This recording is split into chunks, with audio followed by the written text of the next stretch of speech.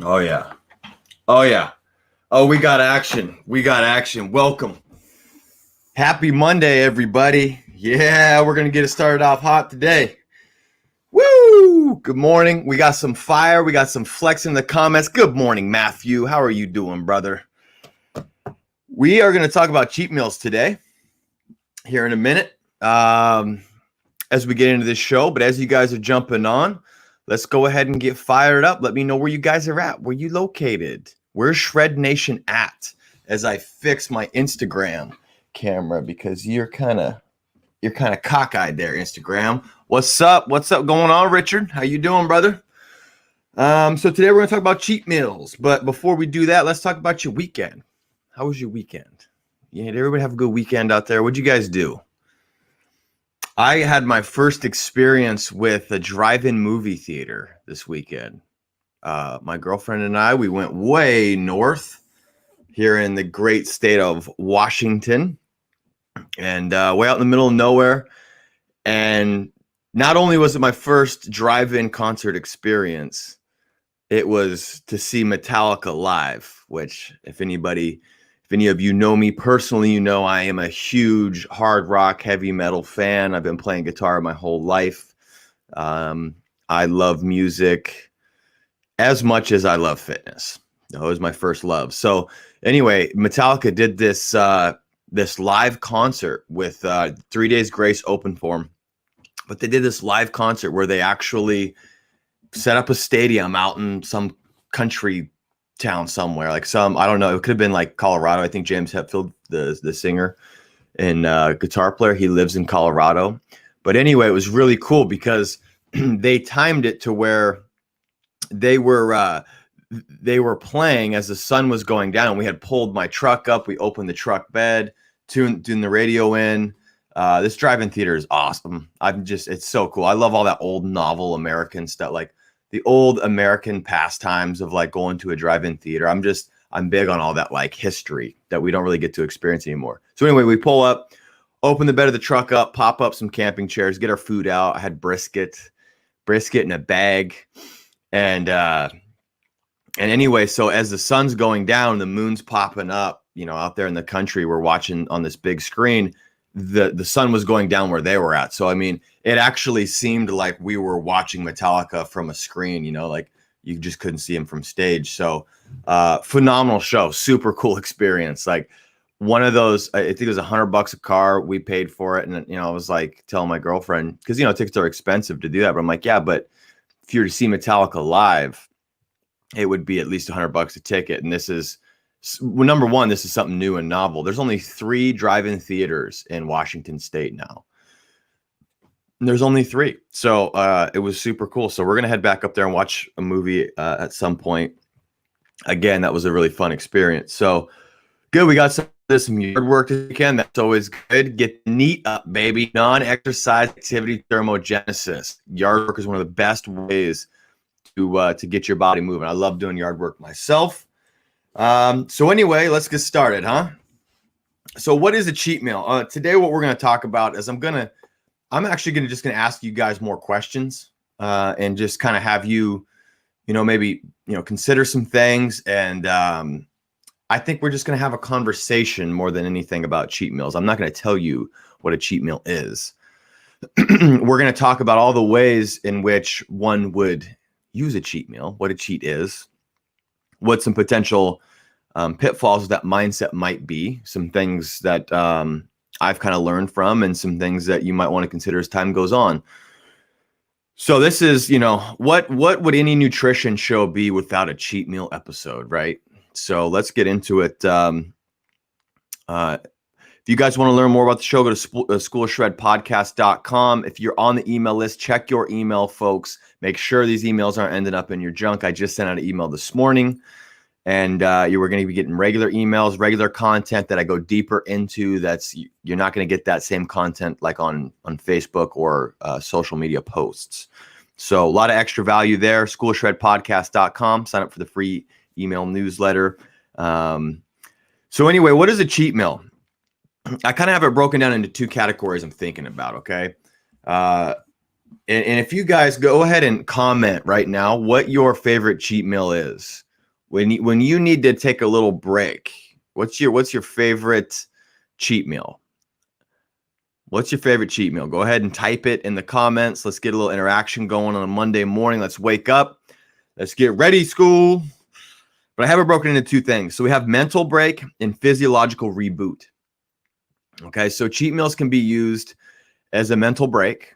So if you're pushing hard on your diet and you're doing a lot of new things, if you're not used to limiting processed food and sugar, maybe you've been going lower on calories, you've been exercising a lot, you need that mental break.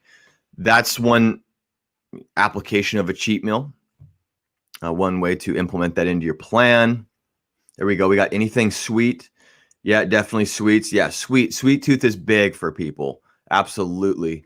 Yeah, the sweet tooth thing is huge. So the second thing is physiological reboot. And so there's some cool things that we can do. And I think as time goes on, this is kind of like the second layer that people get into as they get further, down the line of their health goals. Is at the beginning, it's just a mental reset, right? Because everything's so new to you, eating healthy. It's so new to you that you need a mental reset. But then as time goes on, you go, okay, with that mental reset, maybe I'm going to do a high carb day to try and spike leptin because I know that leptin levels will drop if I'm on a diet too long. Or maybe I actually spike cholesterol. There's a little secret that most people aren't talking about because everybody's scared of cholesterol. But that will help increase androgen production. So testosterone, DHEA, all those guys, if we do a short cycle of spiking cholesterol, if we paid attention to natural bodybuilders from the 50s and 60s, we would actually have not forgotten about this knowledge. But Vince Gironda was very big on this. And a lot of the guys from that day have full fat cream. And Vince Gironda would do like 36 egg yolks a day for a week or two at a time to try and spike his testosterone. He said, and this is just anecdotal, but he was a pretty impressive natural bodybuilder. He said that doing 36 egg yolks a day was equivalent to doing a cycle of DECA. And then there's some forums online that I've read, and this is just stories, but there's some forums online that I've read where guys did that 36 egg yolks a day. They just put them in a shake and drink them, and they were starting to get back knee like you do when you do steroids. They're starting to get back knee by the end of their month-long cycle of just doing egg yolks every day. So spiking the heck out of cholesterol and trying to spike testosterone. So, but anyway, that's a physiological reboot. Obviously that I'm not recommending that. I'm just saying that is one way that you could use it. I don't really recommend 36 eggs a day, but I do spike cholesterol for short periods of time. But then the high carb, refeed days, people are really used to those at this point. There's been a lot of articles written on refeeds and what they can do if you're not leptin resistant. So if you're overweight and you're obese and you have insulin resistance, you usually have leptin resistance as well. And so doing a high carb day isn't going to help you because you have to actually fix the machinery, which is digesting your food before you can even worry about this kind of stuff. So it all comes back to that goal. Who are we talking about? But anyway, so let's talk more about the mental break. So we're talking about the mental break side of the house. This kind of breaks down into two different ways. And so we have a relaxed meal, basically, where you just don't have to measure. So if you guys are measuring your macros and your calories and whatnot, this cheat meal, say it's once a week. People want to know how many times can I cheat a week? Well, that depends on your goal. And it depends on where you're at, where your emotional state is with food. The benefits of a cheat meal go into more of that physiological reboot we'll talk about. But anyway, if it's just a relaxed meal, it's not measuring calories, you're just going to chill out and just have a nice meal and not worry about tracking. And then that's one thing. Another thing is if, say, you're eating intuitively and you're eating by food selection, which is also great, where you're eating lots of meat and whole foods and vegetables and whatnot. And then you just want to have a break mentally, like, hey, I want some ice cream or something like that. That's it. That could also be considered a cheat meal as well. And kind of self-select and then drop in the comments kind of where you're at as we go through this episode today. Okay. To play along a little bit and because I want to figure out where everybody's at with a cheat meal. What do we even think of as a cheat meal? And then the other way with the mental break is it's a rebel against your plan. You're rebelling against your plan. right? So it's like you got to break your plan because it's like it's not sustainable, or it's just really rigorous. This is something I want you to consider. Your diet is not sustainable. Now, depending on your goal, okay, so here's the thing. If your goal is you got a bodybuilding competition coming up, which I don't know. I mean, I'm just saying, like, that's one goal. Well, then, yeah, I understand rebelling against your program. But, this show is about trying to help everyday people get in shape and stay lean all the time and produce more in their lives. This is about holistic health we're talking about. And so, the person I'm trying to talk to here, if you have to rebel against your plan because it's too hard, we might want to consider a different approach, because ultimately it would be nice if we could not focus on cheat meals, if we didn't have to put the cheat meal on a pedestal and be anchored into it every week and let food dictate our lives and how happy we are, because Saturday night I get a cheat, so I got to just grind during the week and eat chicken breast and green beans. Maybe you're not getting enough fat. Maybe you're not eating enough of the right foods. Yes, the right foods that are satiating, foods that stretch the stomach lining, that challenge the mechanoreceptors of the stomach and tell you that you're full. This is all proven stuff. Like, it's much different to eat 2,000 calories of sugar than it is from fibrous carbohydrates that stretch the lining of the stomach, or whole meat and all that. If you're trying to, eat foods that aren't providing you that physiological satiation and being satisfied, we might want to consider what you're doing. This should be a long-term thing. It should be foods that, you have your cheat meal or whatever when you need it, if you need a break, or if you're just at like a family member's household, like I always use grandma. If you're at grandma's house and grandma makes some pie or something, you just have it, but you're not planning it. You're not being so anchored by it. So if you have to rebel against your plan, it's probably not sustainable. And so you should look at that. You should look at, well, what could we add that's good food sources to whatever plan that you're doing? Maybe it's a little more fatty meats or something like that, or maybe you add some fats in the way of like coconut oil, extra virgin olive oil, to try and get more full and satiated. Things that won't, if you're on a fat loss diet and you're concerned about not spiking insulin, which is one of the main places that I start to coach people in their goals, fat loss, then that might be something you want to look into. So the next thing is going to be physiological reboots. Okay, so you have high carb days, which are refeed. So typically with a refeed day, what you would do is, if you feel like you've been dieting for a while in a hypocaloric diet and you're exercising a lot and your fat loss is plateaued, so you're not losing 1% of your body weight per week on average, and you're like, I need to try and shock the system a little bit. So some people will go out and just have an all-out cheat meal, just like a burger, fries, fats, proteins, carbs. They just kind of combined all of it. That's one way to do it. But there's another way to do it called a refeed day. And so what this is we actually double your carbohydrate intake. Now, if you're eating intuitively, roughly you would just go, okay, if I'm doing my portion sizes, I can double it. Or you just go higher carb days and try and keep fats low. Or if you're counting macros, when I used to do that, what I would do is I would double my carbohydrates. So if I was having 120 grams of carbs a day, I would do at least 240 grams of carbohydrates once a week. And I would keep fat low, and then I would get back on my plan and drop the carbs the next day. And this can give you a little bump in this fat release regulator hormone called leptin. And like I said, if you're not lean-ish, don't worry about it yet. Fat produces leptin, but when we get insulin resistance, we actually get leptin resistance as well. So if you're too overweight and your body's not functioning, don't worry about spiking carbs. Like you're not there yet. And I don't mean to laugh at you if that's where you're at right now, but what happens is a lot of stuff that gets perpetuated about fitness is stuff that is only, applicable to people who are already in shape. And people who want to get in shape read these articles and go, oh, I got to spike leptin, so I need to double my carbs. No, man, you probably have 6 months of trying to control blood sugar and get your body to actually work correctly and like repair the lining of your gut so you can digest food, so you don't have leaky gut and an immune response when you eat foods.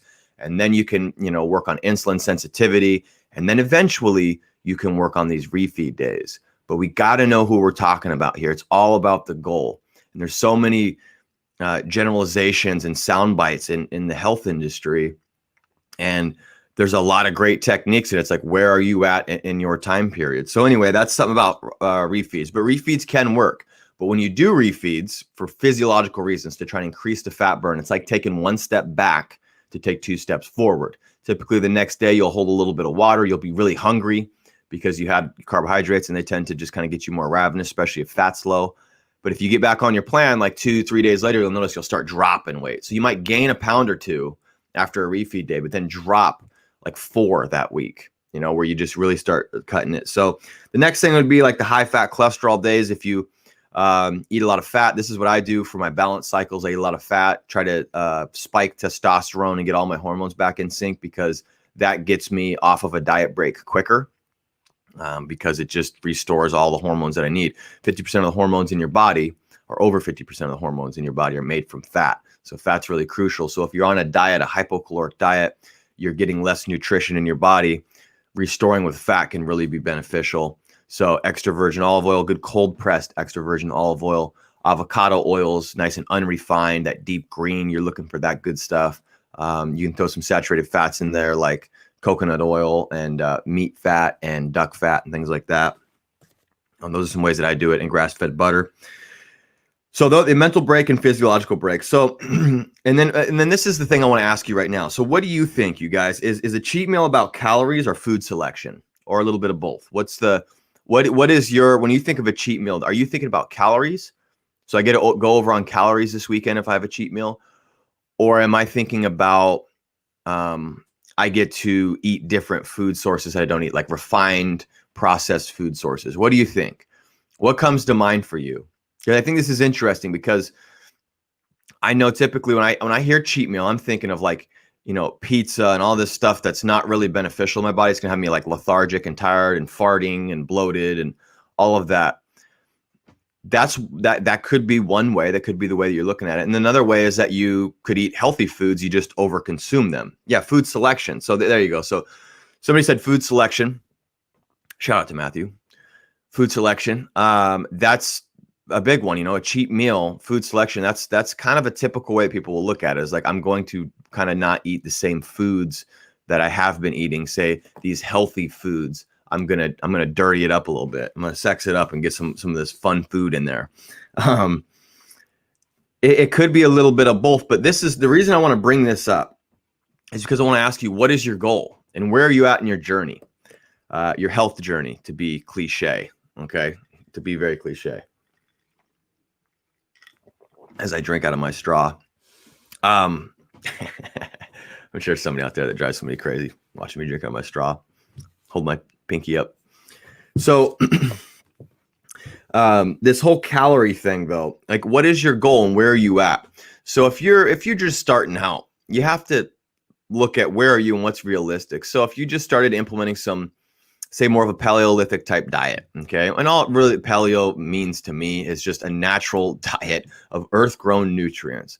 Okay, if they're grown that way, or there's minimal processing, that is an ancestral type diet. And then obviously we can refine it as time goes on. But if you're eating whole foods, earth-grown nutrients that are going to supply you with vitamins, minerals, fiber, good sources of protein and fat and all of that good stuff.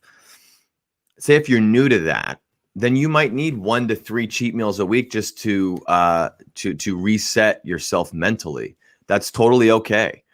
That's totally okay, because if you are eating poorly every day of the week, and you even eat healthy one day of the week where you're making some changes, you're adding a salad or whatever it is, well then that's one more day that you're not doing. So we got to keep this thing in perspective.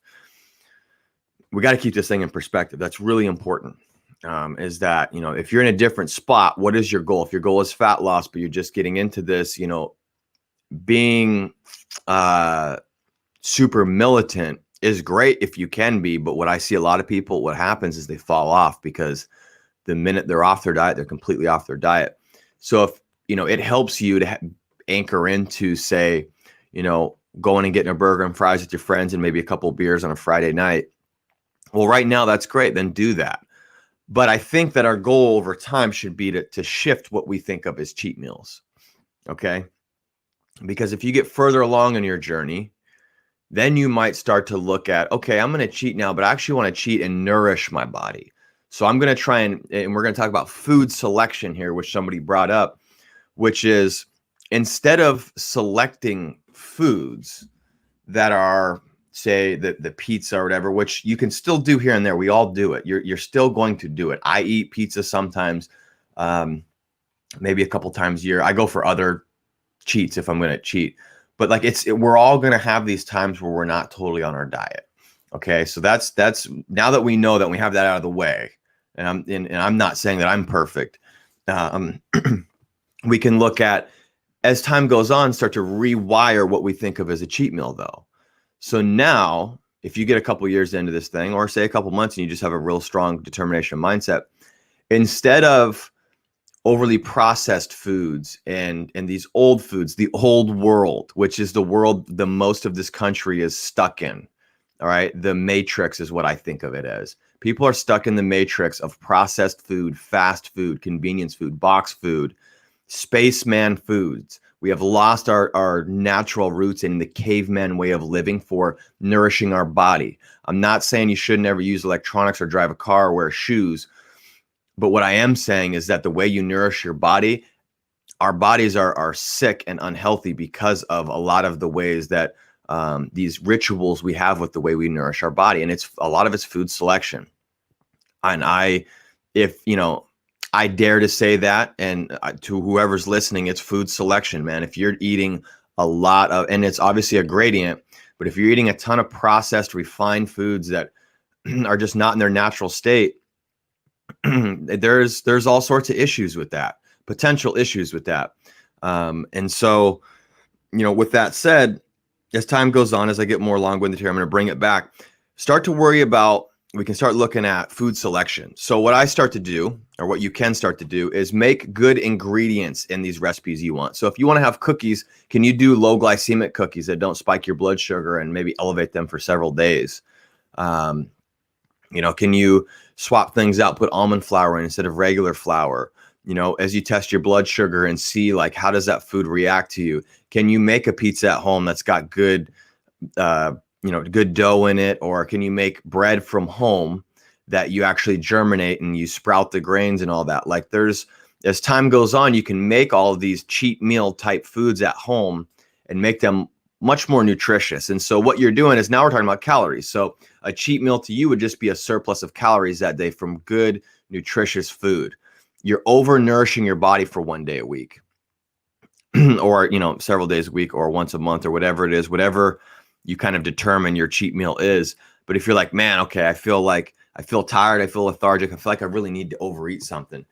Well, eventually you might change from, hey, let's go get a pizza, to, hey, let's make pizza, or let's make burgers at home. And we're going to get in there and do all this stuff with good ingredients. Like, one thing that I personally do now is I won't consume vegetable oils anymore. I won't consume polyunsaturated fats. They're too toxic. They oxidize. So, in my house, we've been playing with all sorts of recipes for these cheat meals. And it's like, you can call them cheat meals if you want. But like, if I have a couple cookies that don't spike my blood sugar at all, and it's made out of all earth grown nutrients, but it doesn't look like, it doesn't come in nature like that, like a chocolate chip cookie. Is it really a cheat meal though? And you start to get this weird spot of like, so if it manages blood sugar, keeps insulin low, keeps me on the overall plan that I like, and I have a couple cookies with dinner, after dinner, and it's made from good ingredients, like ground almonds and such, is it really a cheat meal? It's like, well, I mean, not really. The way that I personally see it is, yes, it is, because it's more of a mindset thing. When I'm eating a cookie, it's not a piece of meat. And so when I'm eating a cookie, I try to treat that with respect of like, hey, this isn't to be done every single day. And some people will disagree with that and go, well, you want to be flexible. Look, I've done the flexible dieting. I've done all of that stuff. I think that at a certain point, though, I think that might be a bit detrimental. And it's just honestly personal preference too, of like, I don't want to be crushed by having to have things that look like the foods I had growing up, like cookies and chips and all that. I just don't need that. Like, the majority of the time I'm eating meat and vegetables. I think that if my fellow man could fall in love with these foods again and appreciate them, we wouldn't need as many of these cheats. But when you do cheat, eventually you can start to make it from good sources. So that's one way to look at it. The next thing, where are you at in your health journey?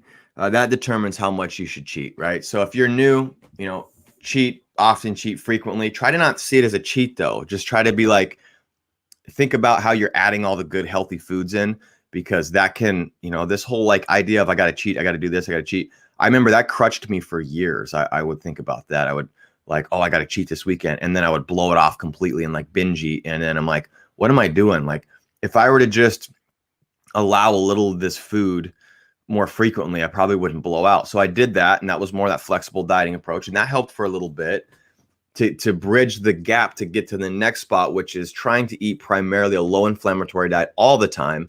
And if I am going to have a cheat meal, the way that I look at a cheat meal nowadays is that I'm just going to overconsume good, clean calories. And what I mean by clean calories, I mean nutrient dense calories, because I know a lot of people out there what is a clean food? Do you put Clorox on it and clean it? Like, want to be smart asses about it. It's food that has more nutrition than Twinkies. That's what clean food means. Okay, it's natural foods. Foods that provide you with the pit, the peel, the pulp. They're grown like that. They have natural fiber in them. If they're a carb source, they have natural proteins and fats in them. They're not processed. So something to think about. What's a cheat meal? So as we wrap up here today, I hope you guys learned something and kind of just self-select where you are in your journey. What is your goal? What is your goal? We always start from that. Everything trickles down for what is your goal. And then from there you go, okay, so what's going to work best for me? Do I need to have this, pizza once or twice a week because I feel like, I need this break mentally? Are you at a point where you're further down the line and you're worried about, okay, my fat loss plateaued. What can I do physiologically to reboot myself? You can look at the higher carb days, every so often when you feel like you're plateaued. There's not really a number for how many days you should go and then cheat. There's really not. I mean, you can say once a week, that's fine, but you can also get intuitive, which is what I try to recommend people do, is get in tune with your body. Now, if you're at the beginning of your journey, you're not in tune with your body, that's fine. But as you look for those signs, you will find them. Okay. And it's like when you exercise muscles, it's like if you think about your muscle, if you think about, like what I do is I explain what the muscle does to clients. If you think about it, but you can't feel it, the more you think about it, you will start to learn what it feels like. If you try to be more intuitive, you will actually develop that skill of knowing when your body needs more food. So, is the cheat meal right now for you? Is it a mental break, a physiological reboot? And then is it more about calories or is it more about food selection? If it's about food selection and processed foods right now, cool, that's great. As time goes on, try to evolve your thinking around the cheat meal. Try to evolve your way of conducting yourself. And that's it. That's episode 55. Thanks for tuning in, everybody. If you're still with me, go ahead and throw a flex emoji in the comments. And I will see you guys tomorrow at 9 a.m. Remember, Class 101 of the School of Shred, the online health academy, is starting this month. If you guys are interested in a free consult call with me to enroll in the school, it's a free 1-hour video consult call, and we'll talk about your goals. We'll do a full evaluation assessment if it would be the right fit for you, and you could start your first 90-day journey at the School of Shred. Starts in a couple weeks, so we got a couple more spots open. I will add the link to that in the comments here. And with that, I want you guys to stay strong and healthy in body, stay relentless and energized in your spirits, stay determined in your pursuits, baby. That spells shred. Now go shred today and get better in every way. We'll see you guys tomorrow.